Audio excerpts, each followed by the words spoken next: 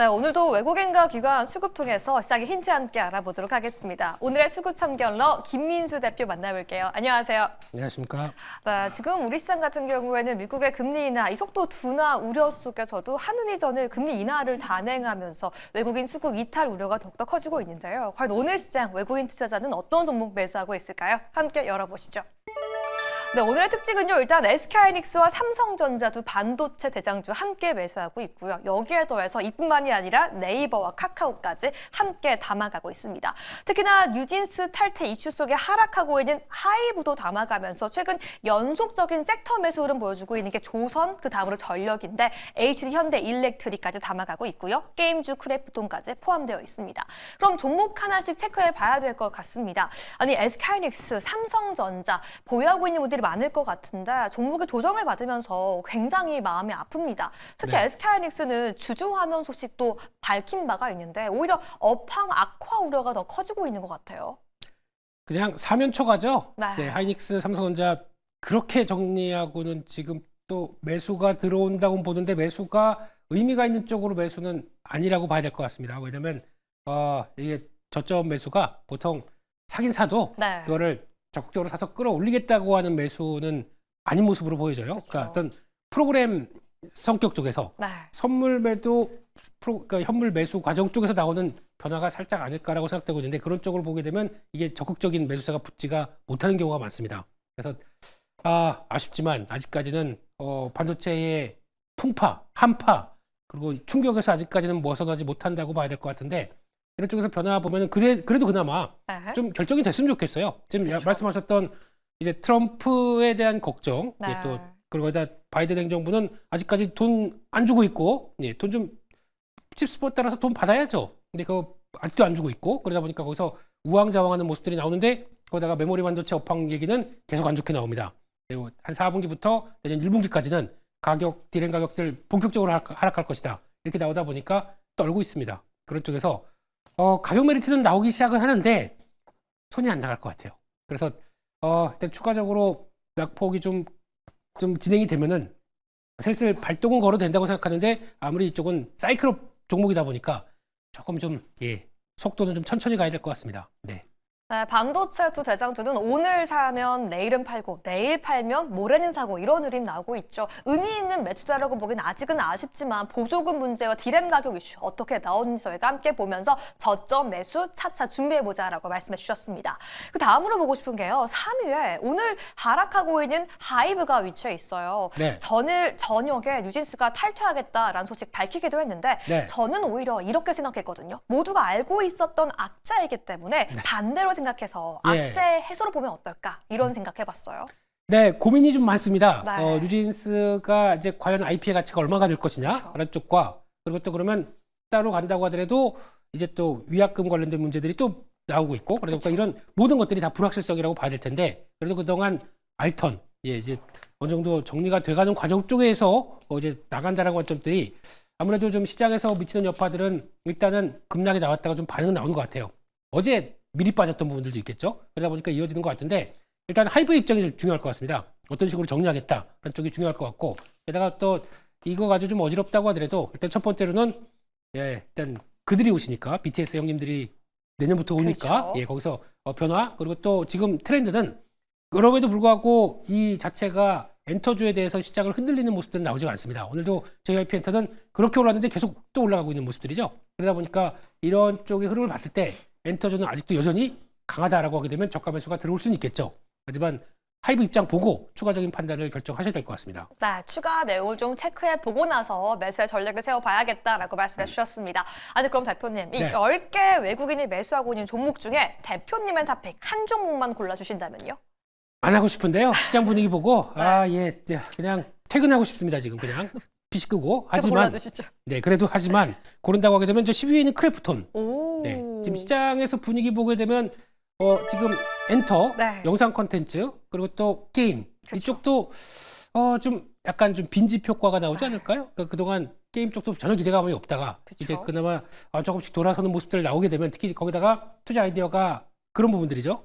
중국 관련된 쪽에서 한알력이 좀 해제가 됐었을 때 수혜를 받는 그런 게 출발하는 모습들과 함께 엔터 쪽은 이제 실적에 내년에 대한 기대감이 차오르다 보니까 나온다라고 하게 되면 전혀 기대감 없는 쪽에서 변화가 나온다라고 하게 그렇죠. 되면 이런 게임 쪽들도 혹시나 나올 수가 있기 때문에 또 크래프트도 오는 게 별로 없습니다. 그렇게 되면은 그런 변화가 살짝 나오지 않나. 그래서 지금이 저항선이긴 해요. 크래프톤이. 근데 안착을 하게 되기 시작한다 그러면 조금 더 이 기대감을 보이지 않나라는 쪽에서 그나마 시장에서 새로운 섹터나 종목 쪽으로 좀 찾아보는 그런 관점들을 한번 좀 찾아봐야 될 것 같습니다. 네, 엔터와 마찬가지로 게임주는 중국에 대한 기대감과 함께 관세와 비용, 우려 여기에서 좀 해소될 수 있는 섹터이기 때문에 함께 주목해보자라고 말씀해 주셨습니다. 그럼 실시간으로 기관은 어떤 종목 매수하고 있는지 함께 열어보시죠. 네, 오늘 기관은요, 1위 종목으로 연속적으로 셀트리온을 매수해 나가고 있습니다. 그리고 카카오에 대한 긍정적인 뷰가 올라오고 있다라는 점 체크할 수 있고요. 특히나 실적, 조선, 방산, 트럼프 당선인 이 네 가지 키워드 모두 가져가고 있는 하나오션 담아가고 있고요. 오늘은 특히나 오랜만에 자율주행주죠. SOS랩이 올라와 있습니다. 이 테슬라가 신규 FSD를 발표할 것이다라는 기대감 더해지고 있는 가운데 AI 소프트웨어주에 대한 관심도 올라오고 있죠. 오늘 더존 비즈온 그리고 외국인은 기아, 기관은 현대차 담아가고 있는 모습까지 확인되고 있습니다. 그럼 한 종목씩 함께 알아보도록 하겠습니다. 네. 일단 카카오, 외국인도 기관도 계속해서 물량 매집해가고 있는 모습 나타나고 있는데 대표님, 최근 네이버도 잘 가고 있잖아요. 네. 카카오, 최근에 조금 반등하는 모습이 조금 나와주고 있긴 한데 저희 담아봐도 괜찮을까요? 네이버가 주축이고요. 네. 그 다음에 네이버가 올라가면서 투자 아이디어 뭘 가져갈까 싶다 보니까 시장에서는 AI 소프트웨어 관련된 종목들 네. 막 붙기 시작하면서 아니 그 카카오 가만히 있으면 섭하지. 그래서 모습이 나오는 것 같습니다. 그래서 추가적으로 매수세가 좀 들어오는데 제가 보기에는 내년에 카카오는 조금 더 탄력받을 수 있다라고 보는 입장이긴 한데 그 이유가 뭐냐면은 저희가 한국에는 미국은 이제 아직까지 자율주행 관련된 쪽에서 여러 가지 막 한다라고 하면서 시장에서 기대감이 높은 상황들인데 우리는 자율주행차 뭐 없나요? 있습니다. 네. 카카오 모빌리티가 예, 내년에 성과를 좀 보여줄 것 같고 네. 내년 드디어 100대를 이제 시내에서 돌아다니기 시작하겠다. 그것도 야간 쪽에 사람들 별로 없을 때 하게 되면 우리도 이제 슬슬 이제 서비스가 준비되기 시작하는 거죠. 네. 그렇게 봤었을 때 지금 미국에서도 웨이모는 돌아다니기 시작을 하고 그쵸? 이제 또 마지막으로 규제만 없애주게 되면은 지금 나오는 이제 테슬라도 그렇게 들어가겠다라고 하게 되면 우리는 그 필적할 만한 네. 카카오 그나마 상장 분할 상장 안 해서 다행이에요. 했었으면 그럴 뻔했는데 예, 그래서 그쵸. 그나마 그런 쪽의 모멘텀도 있겠다라고 해서 그걸 좀 살짝 지켜보자라는 관점적으로 그래도 좀 추격하는 네이버 따라가자 이런 입장 쪽에서 카카오도 조금 더 눈여겨보셔야 될 것 같습니다. 내년은 지켜볼 만하다라고 말씀해 주셨고요. 그 뒤를 이어서 결국 같은 논조입니다. 5회에 있는 더존 비즈온도 보고 싶은데요. 네. 확실하게 반도체로부터 이 소프트웨어 종목들이 바통을 넘겨받은 것 같아요. 네. 지금 좀 적극적으로 매수 늘려가야 할지 궁금한데요. 제가 원래는 픽을 더존 비전 하려고 그랬습니다. 저 통했네요. 가장 좋다면서요, 더 좋은. 네. 그래서 이걸 하려고 그랬었는데 분위기 보다 보니까 조금 이제 주가가 좀 올라온 폭이 있고 그래서 지금 들어가느니 차라리 다른 걸 해야겠다는 네. 관점 쪽에서 더존 비전은 좋죠. 좋습니다. 그나마 지금 이번 3분기 실적에서 AI를 통해서 성과 냈다라는 회사들 몇 개 없습니다. 그중에 네. 하나가 이제 더존 비전이고 뭐 엠노고 그러다 보니까 시장에서 반응들이 그렇게 나오는 현상이라고 봐야 되겠죠. 근데 일단 단기적으로 좀 올라오다 보니까 차익 매물을 좀 노리자라고 하게 되면 지금 당장은 들어가기 조금 그럴 것 같고요. 그런 쪽에서 추세선은 잘 유지하는지 보시면서 대응하셨으면 좋겠는데 이쪽들이 쉽게 안 끝날 것 같아요. 네. 예, 요즘 보면은 처음으로 이제 번역과 관련된 쪽에 AI가 붙게 되면서 시장에서 관심이 상당히 높습니다. 이게 먼저 시작한 게 플리토고 그다음에 이스트소프트고 그러면서 나오기 시작하는 라인을 보게 되면 일단 이제 아까 저희 작가님도 그러시던데 네. 이제 외대 갈 필요 없습니다. 네. 이제 뭐 번역 이런 거 그냥 다 잘 되죠. 이제 다 들을 수가 있는데 네. 예, 그러다 보니까 그런 관점 쪽에서 아마 변화를 가져가는 회사들은 눈여겨봐야 될 것 같습니다. 호재는 확실하지만 가격대는 조금 부담스럽다라고 말씀해 주셨습니다. 아니 그러면 더존 비즈온도 고민하셨다라고 말씀해 주셨는데 과연 대표님은 어떤 종목을 탑픽으로 고르셨는지 한 종목 골라주시죠. 네, 이런 어려운 장에서 네. 그래도 마음 푸근하게 가져갈 수 있는 종목이 뭐가 없을까? 뭘까요? 하는 쪽에서 6번에 올라와 있는 한국전력. 한국전력? 예, 예.